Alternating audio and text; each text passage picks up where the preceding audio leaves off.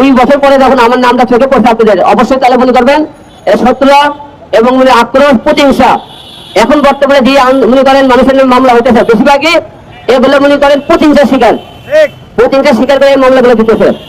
আমার প্রশ্ন, আমি গুলো অন্যায় করে থাকি অবশ্যই আপনারা আমাকে বিচার করবেন। আর আপনারা সবাই জানেন যারা আজকে পটের কথা বলতেছে, কথায় কথায় মামলা দেওয়া শিখতেছে, যখন মনে করেন আসনের আমলে যখন আন্দোলন হয় 4 বার জাতীয় সংসদ থেকে নির্বাচন করে, আমি জানি কতবার লাঞ্ছিত হয়েছে, কতবার মার খেয়েছে, আপনারা দেখেছেন। মানুষ বলে এই দেশে হিরো আলম মনে করেন যেখানে দেয় সেখানে মনে অপমান হয়, লাঞ্ছিত হয়, মার খায়। আমার কথা হিরো আলমকে আপনারা সহ্যই করতে পারেন না। সেই ব্যক্তিটার লোকে আপনারা কথায় কথায় কেন তাকে নিয়ে এতটা নাচতে পারেন? আমি অশিক্ষিত, কথা বলতে পারি না, যোগ্যতা নাই, তো অযোগ্যত ব্যক্তি নিয়ে এত টানটানি কেন মানুষ হয়? অযোগ্য ব্যক্তি নিয়ে আপনাদের কেন এত মাথা ব্যথা হয়? যোগ্য ব্যক্তিরা কি করছে জানেন? যোগ্য ব্যক্তিরা যোগ্য চেয়ারে বসে থেকে কোটি কোটি টাকা কামাই করছে, সুইস ব্যাংকে রাখছে, খাটের তলে রাখছে, বিছানার তলে রাখছে। যে যোগ্য ব্যক্তিগুলোকে আপনি ভোট দিয়ে আনছেন, অযোগ্য ব্যক্তি ভয় করে অনেক কিছু করছে। যোগ্য ব্যক্তিরা মনে করেন অকাম করে গেছে।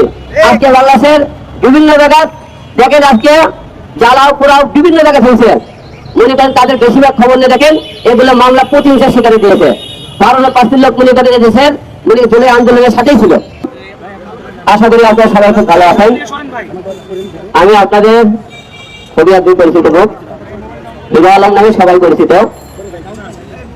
অনেকদিন পরে আজকে আপনাদের সামনে প্রেস ক্লাবের যদি কথা বলার জন্য আসলাম। কথা বেশি বলি দেখে আজকে মনে করেন আপনাদের সামনে বেশি আছে। আপনারা জুলাই আন্দোলন, গণহত্যা আমরা অনেকদিন ধরে দেখে আসতেছি। একটা সংগঠন জুলাইয়ের নামটা ব্যবহার করে অনেক জায়গায় দেখতে, কিছু গ্রামের অসহায় কিছু লোক, কিছু রাজনীতি লোক, কিছু প্রতিহিংসার লোক, এগুলো কথায় কথায় জুলাই আন্দোলনের মধ্যে ঢুকে দিচ্ছে। যারা জুলাইয়ের হত্যাকারী আন্দোলনের বিপক্ষে ছিল, পক্ষে ছিল, একাধিক মন্তব্য করে তাদেরকে এরকম মামলা দিতেছে। আপনারা সবাই জানেন গতকালে একটা নিউজ হয়েছে যে জুলাই ছাত্র হত্যা এবং যেখানে জ্বালাপোড়া আন্দোলনের মধ্যে 28 জনের নামে মামলা করা হয়েছে। এই 28 জনের মধ্যে হিরো আলমের নামটা কালকে যুক্ত হয়েছে।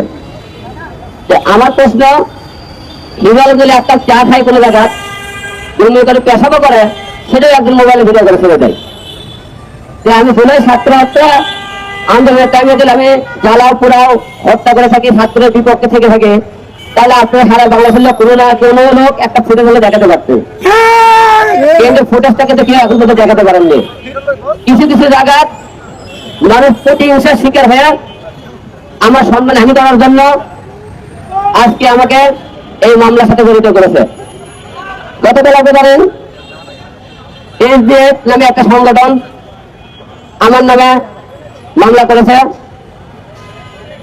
এই মামলার সম্পূর্ণ মিথ্যা গুজব, আমাকে ধমকানোর জন্য, মারার জন্য আপনারা একটা চক্রান্ত কাজ করতেছে। কারণ 2 বছর হলো জুলাই মনে করেন আন্দোলনের পরে, 2 বছর পরে হিরো আলমের নামটা হঠাৎ করে কোথা থেকে মনে করলো? এতদিন হিরো আলমের নামটা মনে করেনি। হিরো আলম ছাত্র হত্যার সাথে ছিল, জ্বালাও পোড়াও করেছে, এতদিন আপনি চোখে পড়েন।